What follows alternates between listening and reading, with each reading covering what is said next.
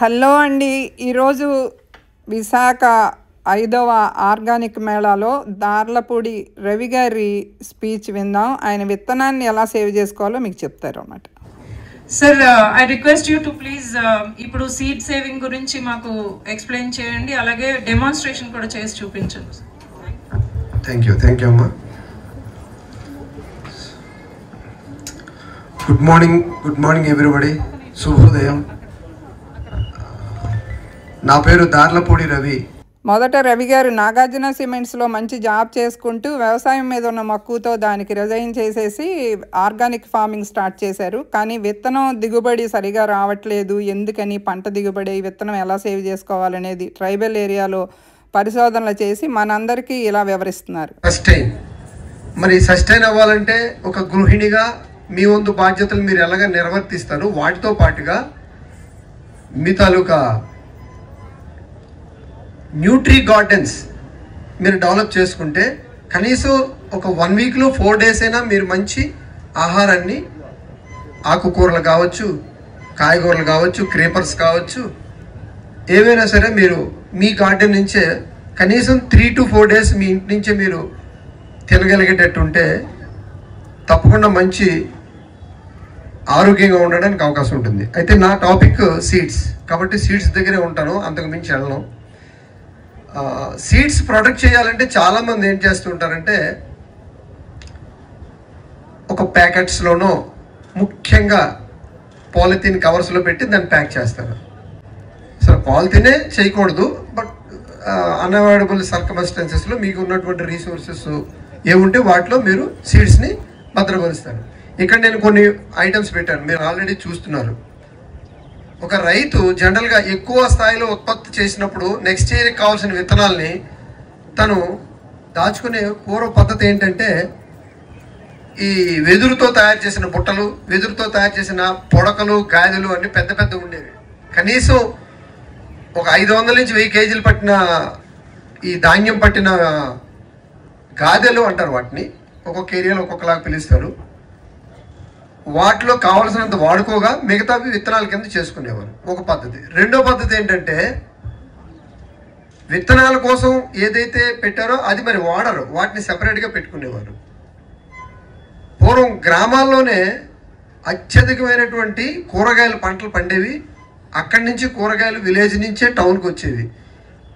మన దౌర్భాగ్యం ఏంటంటే విలేజ్ నుంచి ఇప్పుడు చాలామంది వచ్చి టౌన్ వచ్చి కూరగాయలు కొనుక్కొని వాళ్ళు వెళ్తున్నారు. అంటే మొత్తం కాలచక్రం అంతా మారిపోయింది.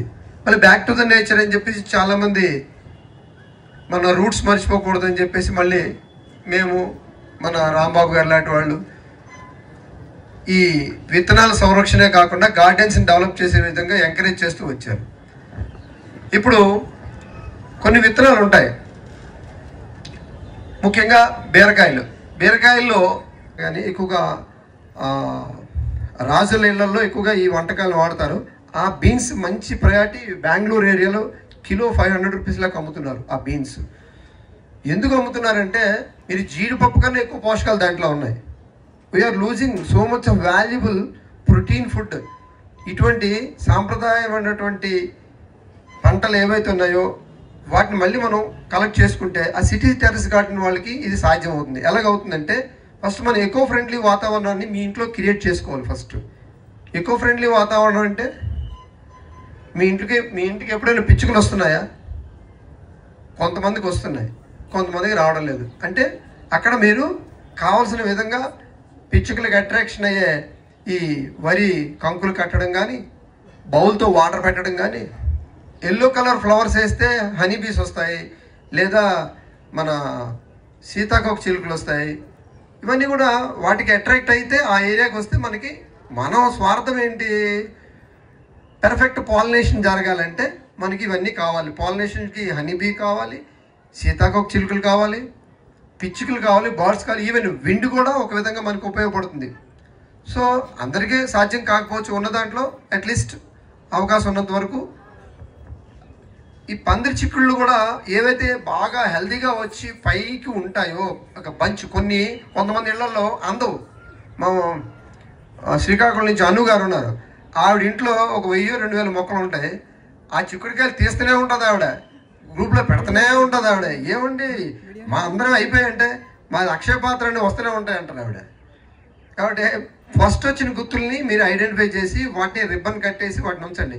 మీకు అందం అనుకోండి, ఆ పైన ఉన్నవన్నీ విత్తనాలకి మన నెక్స్ట్ మీటింగ్లో ఎవరికైనా ఇవ్వచ్చు.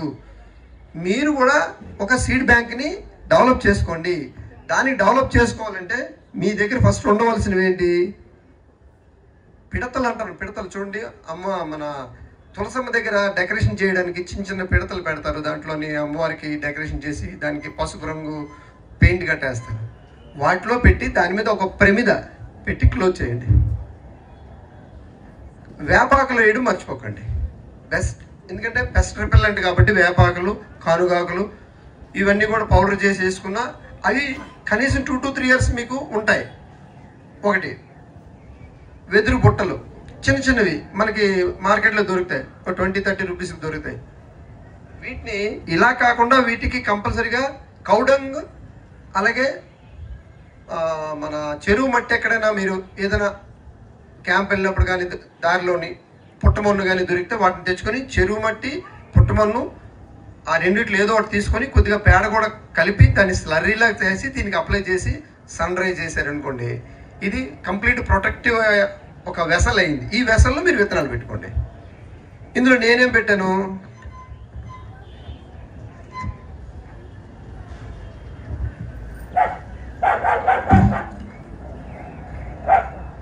ఇది కాకరకాయ విత్తనాలు.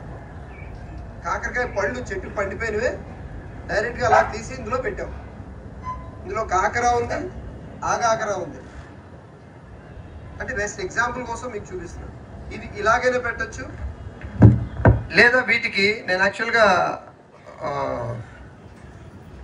పిడకలు కాల్చిగా వచ్చిన బూడిద మోస్ట్ పవర్ఫుల్ ప్రొటెక్టివ్ ఐటమ్. మీరు ఎక్కడికి వెళ్ళినా సరే ఫస్ట్ మనం ఏవైతే చీరల కోసం లేకపోతే నగల కోసం లేకపోతే ఆభరణాల కోసం ఎంత అట్రాక్ట్ అవుతారో మొక్కల కోసం అట్రాక్ట్ అవ్వండి ఫస్ట్. ఎప్పుడైతే మొక్కల కోసం అట్రాక్ట్ అవుతారో మళ్ళీ పువ్వులు పెట్టుకుని అట్రాక్ట్ కాకుండా కడుపులోకి వెళ్ళే వాటి కోసం ఏ సంతకి వెళ్ళినా సరే, ఎక్కడికి వెళ్ళినా సరే, ఎవరింటికి పెళ్ళికి వెళ్ళినా సరే ఫస్ట్ మన దృష్టి ఎక్కడ ఉండాలి? సిటీ టెర్రస్ గార్డెన్ మీద ఉండాలి. ఆ గార్డెన్లో ఏమున్నాయి, ఏ సీడ్స్ మనం తెచ్చుకోగలం, వాటిని ఎలా ప్రొటెక్ట్ చేసుకోగలం. ఇప్పుడు మీకు చెప్పింది ఒకటి, మా గ్రాండ్ మదర్, ఇవి భోగి పిడకలు అందరికీ తెలిసే కదా.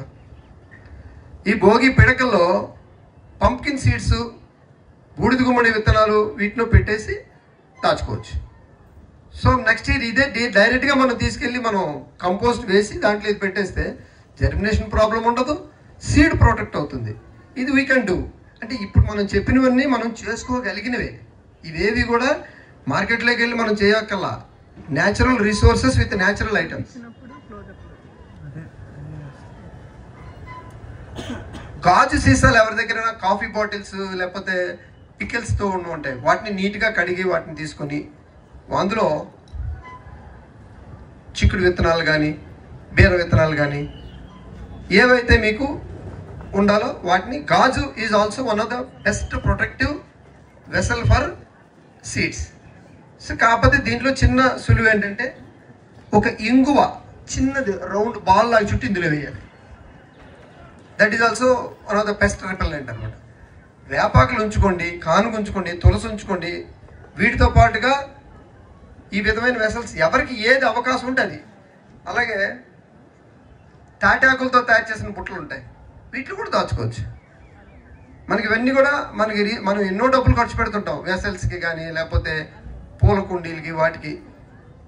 ఇటువంటి వాటి చేస్తూ ఇంట్లో కూడా మనం చేసే కల్టివేషన్ విషయంలో కూడా న్యాచురల్గా మన దగ్గర ఉన్న వెసల్స్ తోటి వాటితోటి చేయండి. బరువు టెర్రస్ మీద బరువు పెంచకుండా ఉండడానికి చూడండి. బరువు పెరగడం వల్ల మనకి ఇబ్బంది. అలాగే వెస్ట్రన్ కంట్రీస్లో గట్టాను వాళ్ళు ఏం చేస్తారంటే రైజర్ బెడ్ కల్టివేషన్ అని కొద్దిగా రైజ్ చేస్తారు.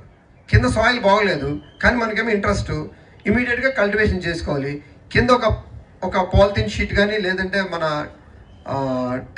టార్పలైన్ షీట్ కానీ ఓల్డ్ది కానీ వేసేసి ఏదైతే గన్ని బ్యాగ్ అని వేసేసుకొని పైన కోకోనట్ పీల్ చేసినటువంటి స్ట్రా మల్చింగ్ వేసుకొని దాని మీద మనం ఆల్రెడీ పాట్ మిక్స్ చేసుకుంటాం. ఆ పాట్ మిక్స్ దాంట్లో ఫిల్అప్ చేసుకుంటే రెక్టాంగిల్ బాక్స్ తయారు చేసుకుంటే చాలు. మంచం ఎలా ఉంటుందో అలాగా దాన్ని కరెక్ట్గా ఫిక్స్ చేసి దాంట్లో కింద సాయిల్లో ఎక్సెస్ వాటర్ ఉన్నా సరే కిందని సింక్ అయ్యే విధంగా ఈ కొబ్బరి పీచు అవన్నీ చూసుకుంటాయి.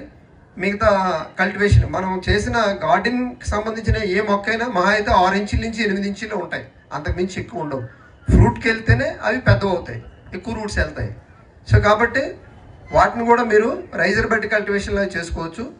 విత్తనాలను కూడా డబుల్ బీన్స్ ఇవే కాకుండా చాలామంది మన ఆకుకూరలు, ముఖ్యంగా అమరాంతస్, రెడ్ అమరాంతస్ అని, లేక్ జ్యూస్ అని, ఇవన్నీ రకరకాలు ఉన్నాయి. అయితే మనం ఆలోచించుకోవాల్సింది మన వాతావరణానికి ఏం సూట్ అవుతాయి, ముఖ్యంగా అది కూడా చూసుకోవాలి. ఎకో ఫ్రెండ్లీ వాతావరణం మనం ఇస్తేనే మనకి చాలామంది అంటారు సార్ అన్నీ వేసాం కానీ కొన్ని చచ్చిపోతున్నాయి సార్ అని. ఎక్సెస్ వాటర్ ఉండొచ్చు, వాటర్లో హార్డ్నెస్ ఎక్కువై ఉండొచ్చు, సూక్ష్మ పోషకాలు అంటే మైక్రో న్యూట్రియంట్స్ అవి సరిగా అందకపోవచ్చు, అవి సరిగా పెరగకపోవచ్చు. సో మీరు బ్యాలెన్స్డ్ డైట్ ఎలాగైతే మనం పిల్లలకి గట్ట ఇస్తున్నామో, పిల్లలు మొక్కలు ఒకటే, 2 బోతర్ సేమ్. మనం ఎంత జాగ్రత్తగా వాళ్ళ మీద దృష్టి పెడితే అంత అందంగా ఉంటాయి. అవి మనం ఇనీషియల్ స్టేజ్ నుంచే జర్మినేషన్ అప్పుడే మనం దాన్ని విలువగా దాన్ని జాగ్రత్తగా మనం చూసుకుంటే జర్మినేషన్ హెల్తీగా వస్తే వచ్చిన క్రాప్ హెల్తీగా వస్తుంది. మనకి 10 కాయలు వచ్చాయి, 20 కాయలు వచ్చాయి, అది none of our business. But వచ్చిన ఆ 10 కూడా హెల్తీగా ఉండాలి. దాంట్లో 1, 2 ఫస్ట్ ఏవైతే వస్తే వాటిని మనం విత్తనాల కింద వాడుకోవాలి. సో ఇలాగా మొక్కజొన్న కండ్లు, ఇది వైల్డ్ వెరైటీ ట్రైబల్ ఏరియా నుంచి కలెక్ట్ చేసుకునేవి. ఇందులో బోల్డ్ రకాలు ఉన్నాయి. మన ఆల్రెడీ అరకులోయ వాళ్ళు మన పాడేరు నుంచి తీసుకొచ్చారు. మనం కూడా ఇంట్లో చేసుకోవచ్చు. ఈవెన్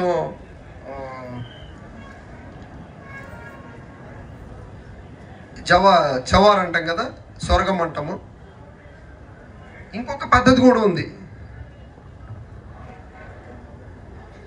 ఇది పెద్ద ఎక్కువ సీడ్స్ పెట్టుకునే ఒక కౌడంగతో తయారు చేసిన పిడక.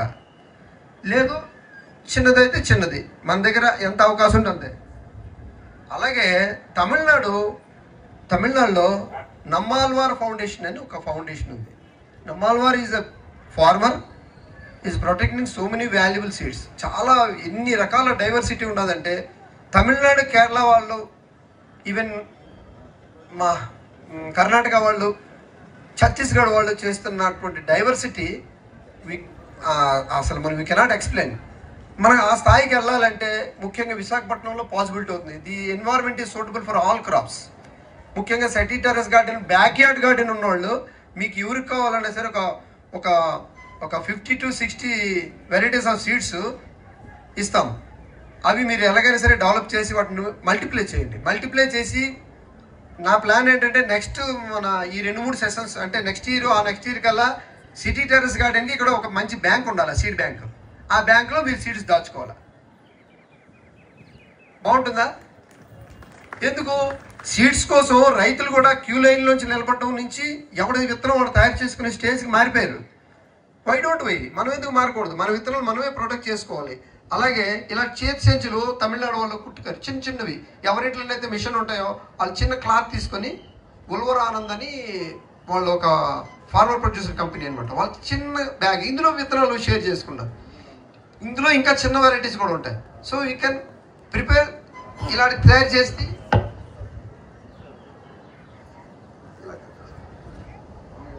ఇలా కట్టుకోవచ్చు. మేము ఓన్లీ ఒక ఐడియా ఇస్తున్నాను, మీరు దీని నుంచి మీరు ఇన్నోవేటివ్గా ఎన్నైనా చేయొచ్చు. ఇలాంటి బ్యాగ్స్ కూడా సీడ్స్ దాచుకోవడానికి. కానీ వేపాకులు, అలాగే కానుగాకులు, కొన్ని మెడిసినల్ ప్లాంట్స్కి సంబంధించిన లీవ్స్ కూడా మనకి ఉపయోగపడతాయి. ఎందుకు? సీడ్స్ ఇందులో ప్రొటెక్టివ్గా ఉండాలి. తర్వాత మీ దగ్గర ఉన్న సీడ్స్ని ఇయర్లీ దాచి లోపల పెడుతున్నారు. పెట్టినప్పుడు ఆ పెట్టిన ప్లేస్ని బట్టి కూడా ఆ సీడ్ స్పాయిల్ అవ్వడానికి అవకాశం ఉంటుంది. కొంత మాయిశ్చర్ మీరు బయట నుంచి కలెక్ట్ చేసి వచ్చినప్పుడు దాంట్లో మాయిశ్చర్ ఉండొచ్చు. ఆ మాయిశ్చర్తో మీరు లోపల పెట్టారంటే మీ విత్తనాలు, మీరు అంతకుముందు పెట్టుకున్న విత్తనాలు కూడా ఫంగస్ వచ్చి పాడైపోతాయి. So better to dry in a sunlight. అలాగే ఇంట్లో కూడా ఒక 10 ఎన్నో ఇలాంటి బుట్టలు తీసుకోండి, చిన్నవి. మార్కెట్కి వెళ్ళి పర్చేజ్ చేసి ఇందులో సన్ డ్రై చేయండి. చాట్లలోని అయితే ఇలాంటి అంటే ఆపరేషన్ థియేటర్కి వెళ్తే డాక్టర్ గారు ఎన్ని ప్రికాషన్స్ తీసుకుంటారు? గ్లౌజ్ వేసుకుంటారు, ఫిల్టర్ పెట్టుకుంటారు, పైన కూడా క్యాప్ పెట్టుకుంటారు, చేతులు బాగా కడుక్కుంటారు, కడుక్కున్న తర్వాత వేసుకుంటారు. విత్తనం కూడా అంతే ప్రొటెక్టివ్గా ఉండాలి. అంత నీట్గా చేస్తేనే ఆ విత్తనానికి మనం వంట చేస్తూ ఒకసారి విత్తనం ముట్టుకొని పిల్లలకి ఏదో పని చేస్తూ అలా చేయడం వల్ల దాంట్లో ఉన్నటువంటి జర్మినేషన్ వాల్యూస్ పడిపోవడానికి అవకాశం ఉంటుంది. అయితే నా అనుభవం ఇది, మీకు కూడా తెలుస్తుంది కాబట్టి ఈ చిన్న చిన్న పొరపాట్లే తప్ప మీరేం పెద్ద పొరపాట్లు చేయరు. తలుపేసి మళ్ళీ సంవత్సరం తర్వాత తెస్తారు, అది తర్వాత విషయం.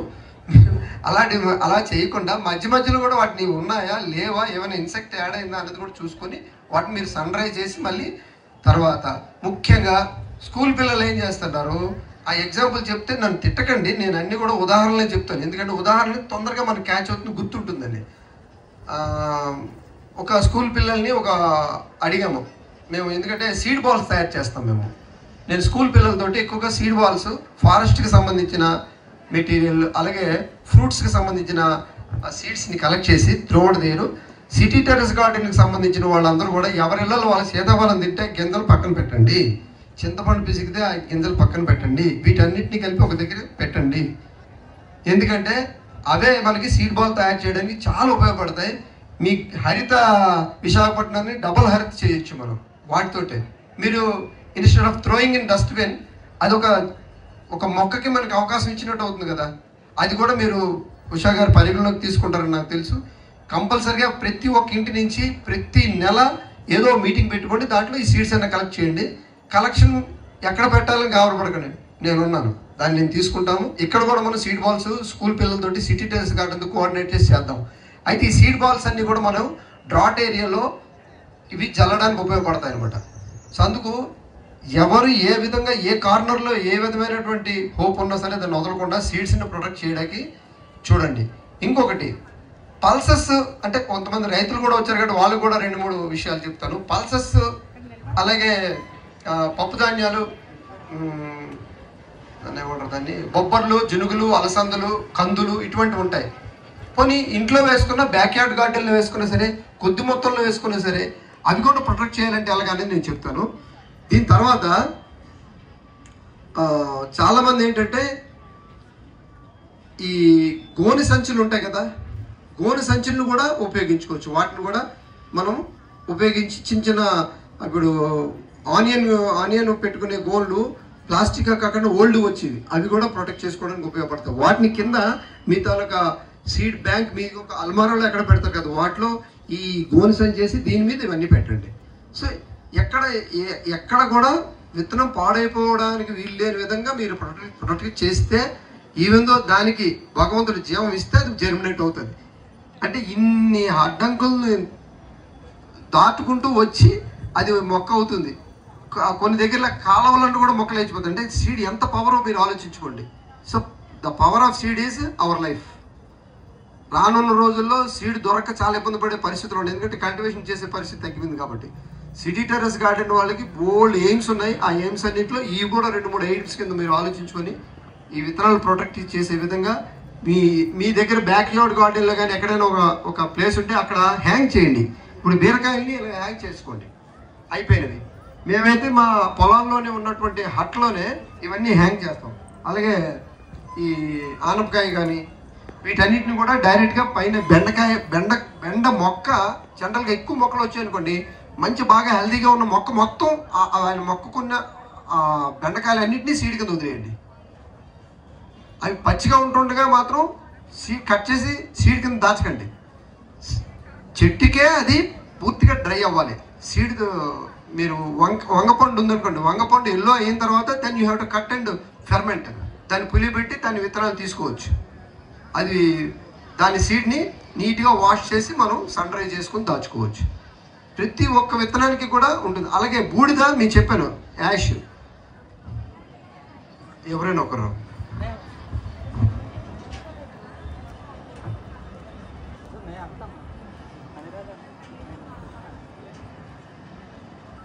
ఈ గోల్ సెచ్ మీద మీ పల్సెస్ కానీ ఏదైతే బొబ్బర్లు, జునుగులు, అలసందలు ఉంటాయి కదా, వాటిని సరిగ్గా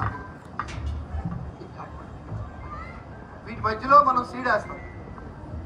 వీటి మధ్యలో వేసిన తర్వాత సార్ మీరు లాగండి, నేను లాగుతాను మళ్ళీ, నేను ఒకసారి మీరు ఒకసారి, మీరు ఒకసారి లాగండి, నేను ఒకసారి. ఇది జల్లించడం విధానం. ఇందులో సీడ్స్ వేసిన తర్వాత వీటి పైన ఈ బూడిద వేస్తాం, మళ్ళీ బూడిద వేస్తూ ఇలాగంటాం, లైట్గా వాటర్ స్ప్రింకిల్ చేస్తాం, మళ్ళీ ఇలాగంటాం. సో ఏమవుతుంది, ఈ రౌండ్గా ఉన్నటువంటి ఈ సీడ్స్ అన్నిటికీ కూడా మనం వేసినటువంటి యాష్ ఏదైతే ఉందో బూడుతుందో అది మొత్తం దానికి అడ్హెసివ్ అంటుకుంటుంది. అంటుకొని అవి కూడా పెద్ద ఇంత కంది విత్తనం కూడా ఇంత అవుతుంది.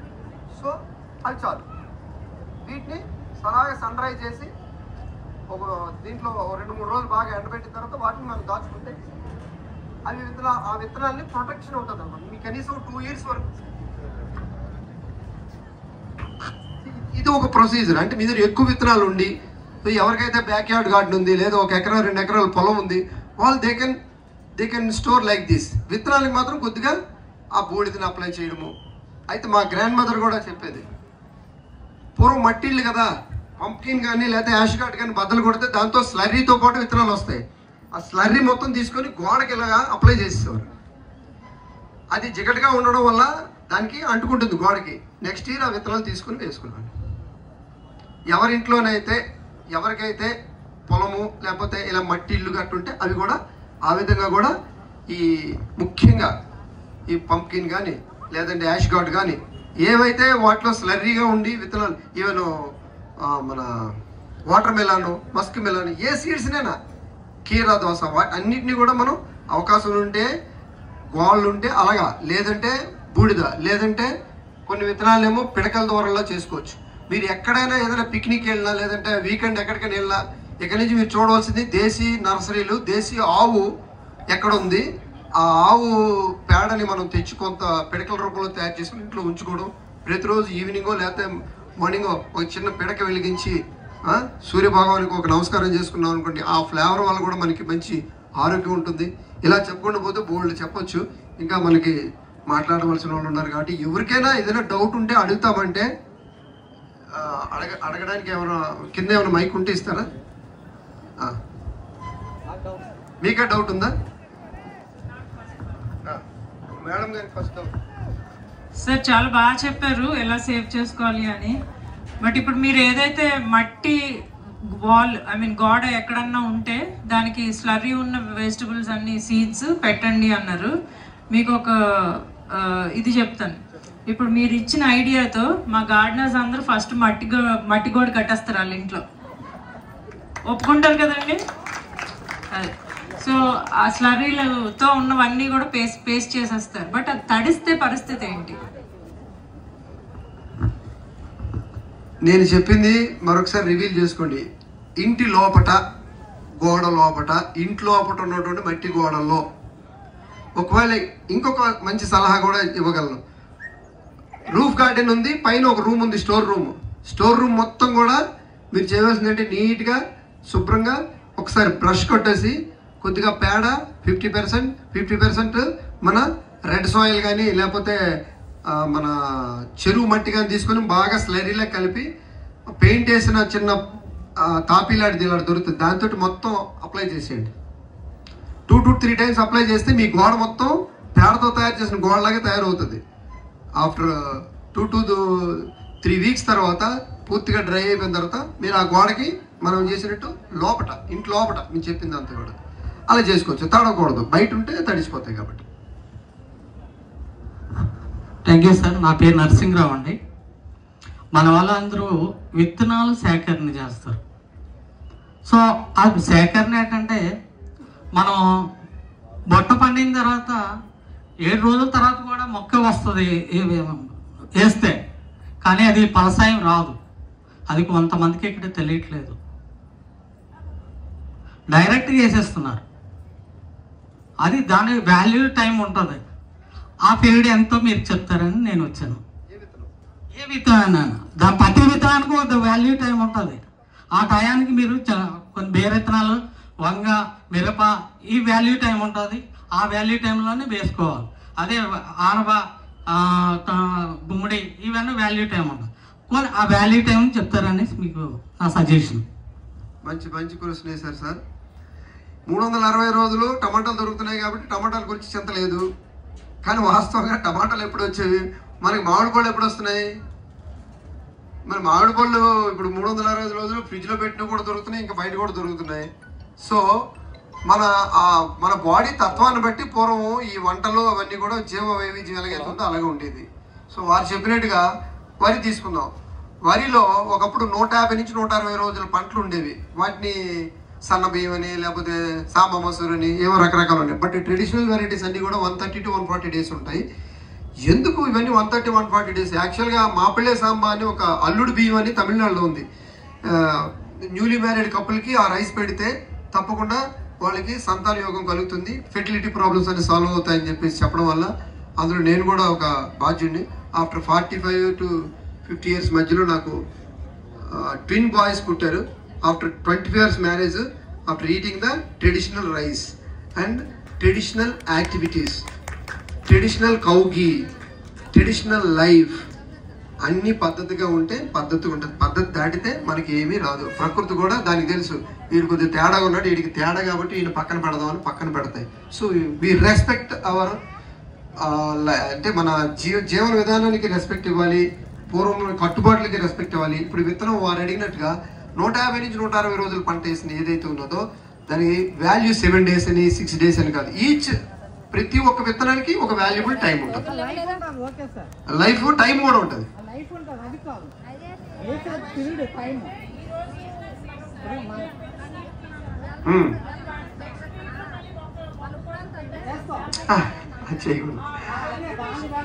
Incubation, yes. ఇప్పుడు వారు చెప్పింది కూడా మంచి పాయింటే. ఒక్కొక్క రైతు ఒక్కొక్క విధంగా చేస్తాడు. నా జర్మినేషన్ బాగుంటుందండి అని చెప్పేసి విత్తనాన్ని ఇమీడియట్గా తీసుకెళ్ళి ఇప్పుడు కోసినట్టే దాన్ని ఇమీడియట్గా విత్తనం కింద మాత్రం వేయకూడదు. ఎందుకు వేయకూడదు అంటే దానికి నిద్రావస్థకి వెళ్తుంది ఫస్ట్. అది ముందు సెటిల్ అవుతుంది. మళ్ళీ జర్మినేట్ అవ్వడానికి కావాల్సిన ఎన్వైరన్మెంట్ క్రియేట్ చేయాలంటే కనీసం ఒక్కొక్క విత్తనానికి ఒక మినిమం వరి తీసుకుందాం. వరి 1 month నుంచి 2 months ఉంచి సన్ డ్రై చేసి వాటిని మళ్ళీ వాడాలి. ఎందుకంటే ఖరీఫ్ వేస్తారు, వర్షాకాలం వేస్తారు, నవంబర్ డిసెంబర్లో కోస్తారు, మళ్ళీ ఇమీడియట్గా వాళ్ళు రబీకి వచ్చేస్తారు. రబీకి వచ్చినప్పుడు ఈ విత్తనాలు ప్రతి మీరు ట్రైబల్ యాక్ట్ చూసుకుంటే ట్రైబల్లో ప్రతి ఒక్క వ్యక్తి కూడా ఎక్కడ విత్తనాలకు పరిగెట్టాడు, ఆడి విత్తనాలు ఆడే వాడుకుంటాడు. ఆడు 4 రోజుల వ్యవధిలో ఉన్న అదే విత్తనాన్ని ఒక గోన్లో దాచుకుంటాడు. పూర్వం ఏవైతే మనం గోన్లో ఆవకాయ జాడీలు గట్టు ఉండి చూసారా, సిరామిక్ కాకుండా పూర్వం జాడీలు ఉండే, అటువంటి జాడీలు దాచుకొని 1 monthలో మళ్ళీ అగైన్ అదే ట్రైబల్ వెరైటీ వేసుకుంటాడు. అది చెప్పాను, నువ్వు మర్చిపోయావు, ఇప్పుడు వచ్చినట్టున్నాను. ఆ గాజులు ముందే చెప్పాను. ఇది ప్యాడీకి ఒకటి, అలాగే బేర, అలాగే మిగతా ఏవైతే ఉన్నాయో మన క్రేపర్స్ కానీ అలాగే పంప్కిన్ కానీ వీటన్నిటికీ కూడా కనీసం 2 months గ్యాప్ ఉండాలి. 2 months గ్యాప్ ఉన్నా సరే పంప్కిన్ రాదు. ఎందుకు? అక్టోబర్లోనే వస్తాయి, అక్టోబర్ నుంచి స్టార్ట్ అవుతాయి. వర్షాకాలం ఎండింగ్ అయిపోయిన తర్వాత ఈ క్రీపర్స్ మనం నాటుకుంటే సంక్రాంతికి పూర్తి క్రాప్, ఈవెన్ చిక్కుడు కానీ లేదా పంప్కిన్ కానీ మిగతా క్రీపర్స్ అన్నీ కూడా మనకి ఈ వింటర్లోనే 90% ఆఫ్ ది కూరగాయలకి మీకు మంచి ఈల్డింగ్ వస్తుంది, అలాగే మంచి సీడ్స్ కూడా వస్తాయి. అలాగే టెర్రస్ గార్డెన్లో వాళ్ళు ఈ విత్తనాలను కూడా దాచుకునేటప్పుడు కూడా పూర్తిగా వాటిని సన్ డ్రై, మీరు క్వశ్చన్ అడిగారు కదా, టెర్రస్ గార్డెన్ కలెక్ట్ చేసుకున్న సీడ్స్ కూడా వాళ్ళు కూడా కంపల్సరీగా మీవన్నీ కూరగాయలు ఆకుకూరల విత్తనాలు ఉంటాయి కాబట్టి మినిమం 1 or 2 months వాటిని పూర్తి సన్ డ్రై చేసుకోవాలి. సన్ డ్రై చేసుకున్న మాయిశ్చర్ లేకుండా ఉన్న తర్వాత మాత్రమే వాటిని ప్రిజర్వ్ చేసి వాడాలి.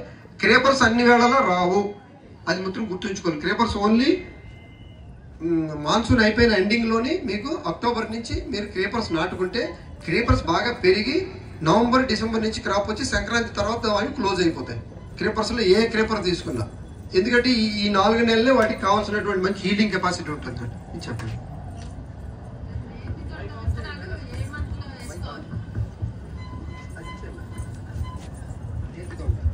నేతి దొండ విత్తనాలు ఏ మంత్ లో వేసుకోవాలండి? దానికి మేలు ఫిమేల్ ఉంటుందండి. సరే, నేతి దొండ మాన్సూన్ ఎంటర్ అవ్వడానికి ముందు నెయ్యి దొండ వేసుకోవాలమ్మా. కాకర, ఆగాకర, నెయ్యి దొండ ఈ రెండు కూడా ప్రీ మాన్సూన్ అంటే 7 మన మే జూన్లో వేసుకుంటే వర్షాకాలం అయినప్పుడు వాటి తలక జర్మినేషన్ పైకి వస్తుంది. కంప్లీట్గా ఈ సీజన్తో ఎండ్ అవుతుంది. మేలు ఫిమేల్ వేసుకోవాలి. 10 మేలు ఉంటే ఒక ఫిమేల్ ఉండాలి. లేదా ఒక 10 ఫీమేల్ ఉంటే ఒక మేల్ ఉండాలి.